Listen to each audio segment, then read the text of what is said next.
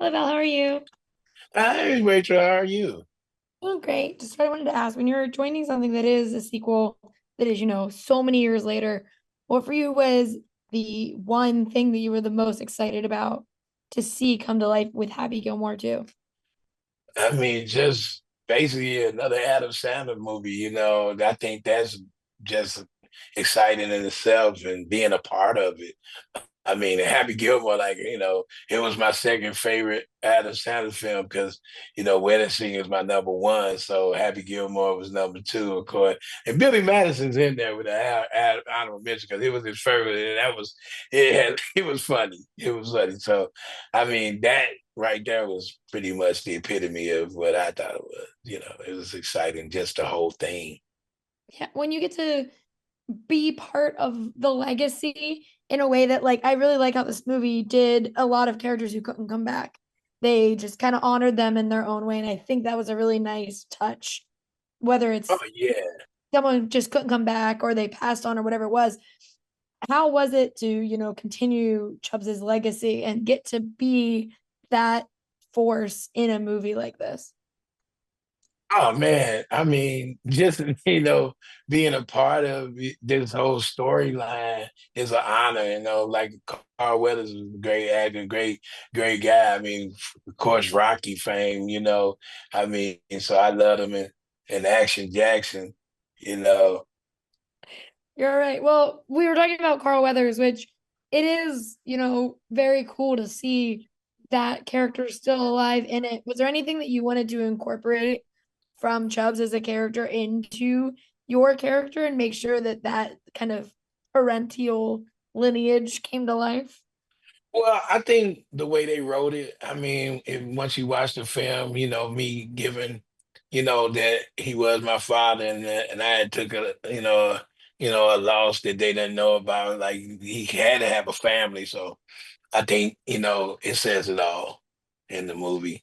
And it also, when you watch it, you see it inspires happy. So I think where they read it, it was well written. Big shout out to all the writers on the show. So I think they made it make sense. Yeah. When how was it for you? Like, did you have a favorite kind of instruction that he gives? Because when we meet him, he's giving golf instructions that are just completely out of pocket, and he can't figure out exactly what he's trying to say at any given point. I mean, you like the like with the octopus and stuff, and all that. That was He calls them hilarious. testicles instead of tentacles. Yeah, yeah. I think all of his advice was off center, but I mean, people got it. Oh, okay, that's what he meant. So I think that's what made it funny and made it good for me. I thought it was hilarious that way, and I liked how that character was. He was no nonsense. You know what I'm saying? When this is like you said before, you were talking about all of the different comedies that Adam Sandler's been in, but it's been a while since we've had just kind of a good old-fashioned comedy. For the most part, we get them like maybe once a year, but that's about it. How does it feel getting to be a part of something like that and being a part of that legacy and that genre that so many people miss? I'm excited about it because I think people since this whole quote unquote social media era, everybody became a critic. And I think that myself is you don't understand comedy can't be criticized because I think funny to him may not be funny to you, but it's funny and people need to laugh, especially with all the craziness. Because if you go on Instagram, you be wanting to jump out of the building because it's so many people with different. You see what happened over there, man? You be like, man. So I think bringing laughter back, and like I said, we need more of those films. Just slapstick, hilarious, just bringing it. People too caught up in their own little feelings to even laugh anymore. I mean, we used to laugh at everything. A guy falling down off of some ice was hilarious. As long as he wasn't dead, we laughed about it. And it's like now it's like everything is just we gotta watch. And I mean, man, no. Everything ain't gotta be that way. Somebody has, somebody takes the L so we can get the other L, the laugh. And then sometimes you ain't taking the L. It's just like having fun, and bringing and movies is a great place for that to be. I 100% agree. And I wanted to ask you too, you said that The Wedding Singer is your favorite Adam Sandler movie, and I agree. I think about that movie all the time. But if you got to be in another sequel like this to an Adam Sandler movie, would it be The Wedding Singer? And who would you want to play? I love being a wedding singer and be a, be a wedding singer and be dressed up as Prince. That would be hilarious. So you're like the John Lovett version in this movie, where instead you're the Prince impersonator. Right.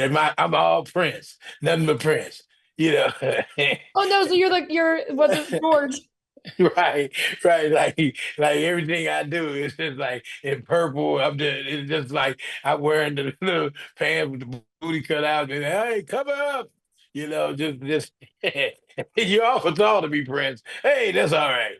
I just want to see a face off between the Culture Club and Prince. Oh my And God. like this. Oh my God. And then he did it at the end, they do a reboot of We Are the World, me, George. Someone's Bob Dylan. Oh, I That love was that. Well, for our last question, I want to ask, it's this movie is really, really sweet to me because I was talking to Kyle earlier and I said, not that the first one didn't have it, but this one feels a lot more emotional and uses grief to show that like a lot of people use comedy when they're grieving, and that's kind of where we could find like dark humor. How was it, getting to be in your own way part of that new theme and tone for this movie while also still having those moments where, he lost a hand in a vending machine and his arm goes way out further for no reason other than it's funny. yeah. I mean I mean that's so funny because I like far-fetched. I Mhm. don't think it should make any sense. So I think that's why it didn't make any sense.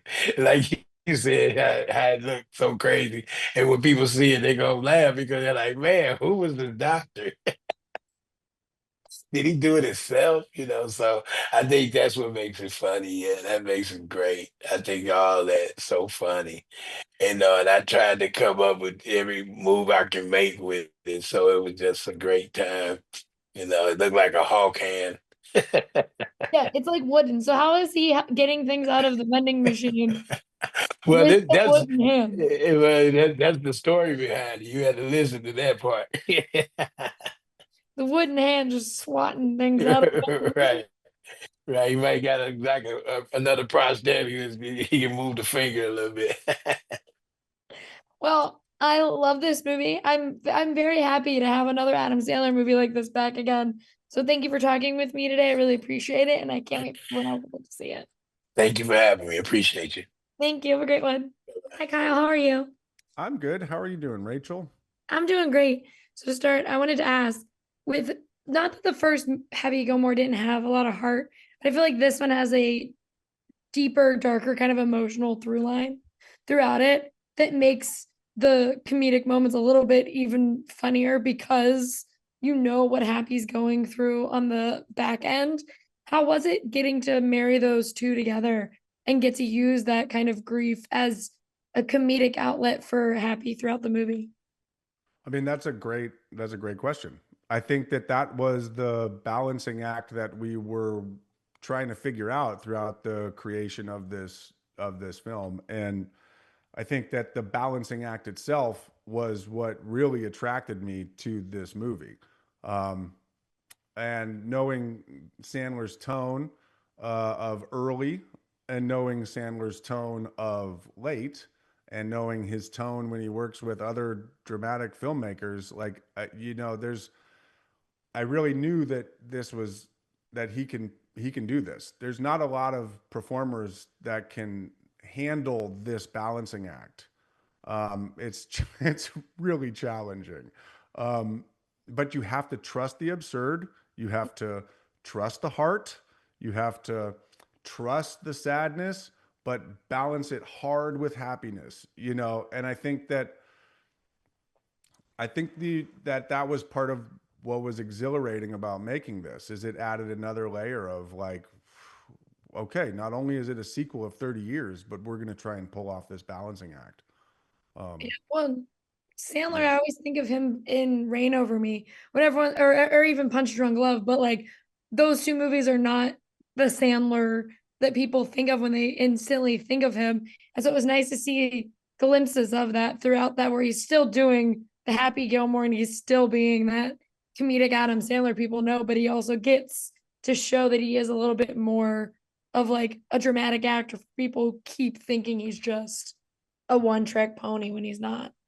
I think that listen, I think that having emotional themes and having emotional core, like a really good emotional core at the center of a broad comedy is crucial. Mhm. Um, what I I'm I don't love when a comedy says it's a comedy and then it only deals with those elements. You know what I mean? So with this one, it was a chance to kind of hopefully make something that feels like a comedy north, something that is like it's comedy first, and that's what we're going for. The whole reason is it's a heartfelt comedy and you're supposed to leave feeling good. That's and what's weird is like you don't really when we were making it, I'm like, when is the last one that really felt like this? You know, like where's the big comedies? Where are they? Yeah. You know? Yeah. Yeah. How is it for you as a fellow millennial? I grew up watching Adam Sandler movies, and so it's funny to me when younger people are like, "Yeah, grown-ups." I'm like, "No, no, no." Like I grew up with like Billy Madison and Big Daddy and like those from the late '90s, early 2000s. How is it now, kind of being part of that legacy in a weird way, even though it is 30 years later and there's a big gap between the two? It is technically part of that Adam Sandler legacy that feels like very much like how a lot of millennials got into comedy. Yeah, I mean it's great. I love it. I'm blessed, you know, hashtag blessed as a millennial, you know, what can I say? As a cringe millennial, hashtag blessed. Hashtag blast to be in an Adam Sandler or to be working with Adam Sandler. Well, Yeah, no, I love it. I think it's great. I'm so proud of it, you know, proud to be a part of it. I feel like that is an easy way for me to look at my career and be like, dude, you're good. You know, you're doing good. It's okay. Despite all the chaos in your head, you're doing good. Um, and so I like that. But and for me, it's like I grew up with his I don't know how I grew up with his albums. Like the yeah, albums were the things that really turned me on to Sandler. And that's what's weird about being a part of the Sandler verse right now is because I'll sit there and be watching. I mean, we all remember Toll Booth Willie. And you know, like I just do this when I'm in the director's chair and I have to get out and fix something. I just say, I'm coming out of the booth. You know, and I just say it. I've said it every time I've been in the chair since I first started doing it. And so when I'm sitting next to Sandler and I say that, it just becomes weird because I'm like, oh, that's you. You did I'm that. making fun of you. I'm I, imitating you. I'm imitating you, but it has nothing to do with the fact that you're sitting right next to me. This is just me. There you go. I've always done this. Yeah, Anyway, like is that cool? Is this okay? Or is this more cringe? hashtag blessed. But I also, the fun thing about Happy Gilmore, I mean, it's the fun thing about any Adam Sandler movie, but I think with Happy Gilmore, it leaned more into the golf realm because we always expect certain people are popping up. You're going to see them like, so this friend's going to play some side role. This friend's going to be this character, whatever it is. But with the original and now the sequel, you have a bunch of like golf professionals who have to be in Happy Gilmore. How was that like working with Jack Nicholson and being like, or not, I do this No, all the time, Nicholas. Nicholas. Yeah, Um, yeah, yeah. I wasn't working with Jack Nicholson and being like, yeah, I have to direct you as a director, but also you're Jack Nicklaus. You're a golf legend. That was a trip. That day when we had all the legends in the room at once, that was a wild day. Like, I mean, everybody came to set wondering what was going to happen, you know, because you have, I mean, well, I'll list it again. You have Jack Nicholas, you have Lee Trevino, you Hmm. got Nick Faldo, you got Fred Couples, you got Xander, you got Ricky Fowler, Colin Markawa, Keegan Bradley, Jordan Spieth, and then you're also looking at, you know, Bad Bunny, and then you're looking at Travis Kelsey, and then also talking all the time with Adam Sandler. It was a crazy couple of days. But you know, it just kind of feels like you got to just, I just, this analogy, I guess, makes sense, but just riding waves, man. It's just a wave. It's a wave. It's a wave of energy, and you got to ride it and try and work to get the best energy out of the room and out of everybody. That's it. Yeah, and for my last question, I want to ask because this movie, especially because of Happy's relationship with Vienna, reminded me a lot of Click, which is one of my favorite Adam Sandler movies. Made me cry as a teen. Still cry if I think about Click for too long. But that father-daughter relationship really worked for me with Happy Gilmore.